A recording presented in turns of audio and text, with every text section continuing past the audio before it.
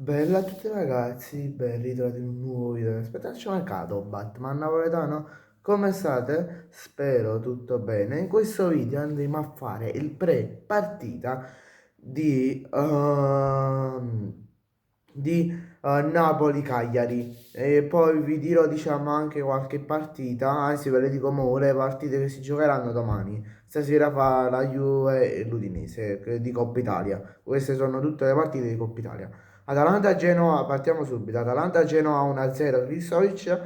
Per Napoli-Cagliari ve lo dirò dopo, durante il pre-partita. Inter-Venezia 1-0, Bonni. Bologna-Parma 0-0, Roma-Torino 0-0 e Fiorentina-Como 0-0. Passiamo subito al pre-partita. Allora, la probabile formazione dovrebbe includere Lang titolare, ma a prescindere se sarà o no titolare, io prevedo un 2-0 Napoli con molta difficoltà, perché come sappiamo il Cagliari è sempre una squadra ostica da affrontare, è sempre stata difficile e tutto, come abbiamo visto la scorsa stagione, l'ultima di campionato. A inizio campionato in estate era l'ultima settimana di agosto, nella seconda giornata, che abbiamo segnato anche Chissà, me lo ricordo, tipo era al 90esimo. E diciamo c'è sempre stata grande difficoltà, c'è sempre stata grande difficoltà. Secondo me vanno a segnare Noah Lang e Giuseppe Ambrosino. Ora vi dico la probabile formazione del Napoli. Allora, il Napoli che secondo me giocherà con un modulo 3-4-3.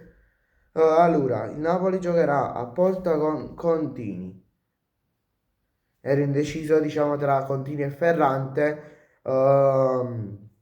Però secondo me Antonio Conte prima di far giocare un portiere giovanissimo, ha una 20-21 anni avrà, non vorrà diciamo, farlo entrare nei sistemi, nei meccanismi del Napoli poco a poco,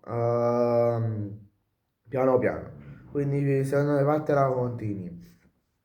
Poi giocherà Jesus, Jesus.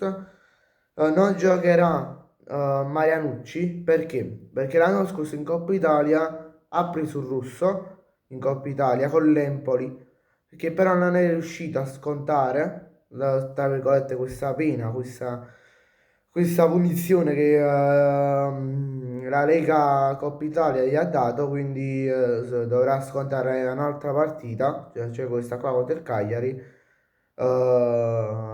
e basta. E poi se ne parla, diciamo, se il Napoli passa al prossimo turno di Serie A. Poi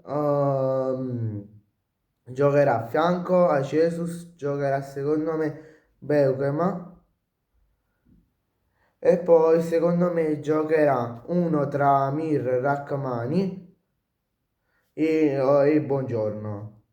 Non so chi giocherà tra i due, mi prendo la responsabilità di dire giocherà Buongiorno e cose varie, ma metto questo ballottaggio che c'è tra di loro.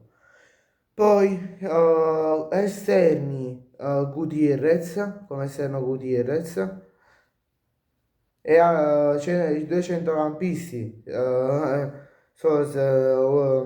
giocherà Vergara e ovviamente uno tra i due, cioè uno tra McTominay e Lobotka. Poi tra l'altro, Raccomani se non sbaglio, ieri è stato premiato al Gran Gara, dove diciamo c'erano tutti i migliori giocatori, tra virgolette, i migliori giocatori dell'anno della stagione 24-25, a, diciamo, essere presenti e casomai essere premiati. E Raccomani, se non sbaglio, è stato il miglior difensore della Serie A 24-25. E McTominay è stato uno cioè è stato il miglior centrocampista dell'anno scorso. Poi, vabbè, poi continuiamo la formazione che vedrà a destra, secondo me, Spinazzola. Poi, in attacco, tre d'attacco, si dice che giocherà Luca Punta, ma secondo me Antonio Conte darà fiducia ad Ambrosino. L'attaccante 22enne o 21enne, adesso non mi ricordo, che viene dalla Masia del Napoli, dalle giovani del Napoli. Poi esterno Lang e altro esterno David Neres. Bene ragazzi, grazie a tutti per la visione, ci vediamo in un prossimo video, mi raccomando iscrivetevi al canale e lasciate un bel like, ciao!